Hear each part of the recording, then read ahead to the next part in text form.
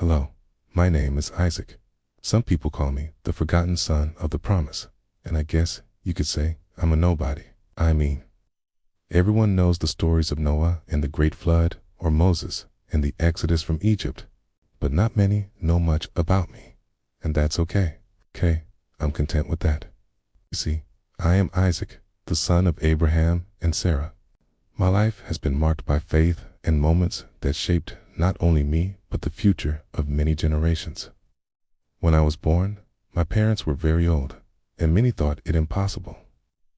But God promised Abraham that through me, his descendants would be as numerous as the stars in the sky. I grew up knowing I was part of that promise. One of the most challenging moments came when my father took me up the mountain to offer me as a sacrifice to God. I trusted him and the Lord, even though I didn't fully understand. Just as Abraham was about to sacrifice me, God stopped him and provided a ram instead. That moment showed me God's mercy and faithfulness. I married a woman named Rebecca, and we were blessed with 2 sons, Esau and Jacob. They were very different.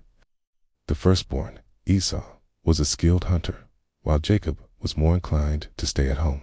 There was a struggle between them, and I worried for their future. But I knew that God had a plan, even if it wasn't clear to me. Esau married 2 women from a nearby town, and later Jacob also found a wife. As they started their families, I felt a sense of pride and accomplishment. I had played my part in continuing the lineage that God had promised to Abraham.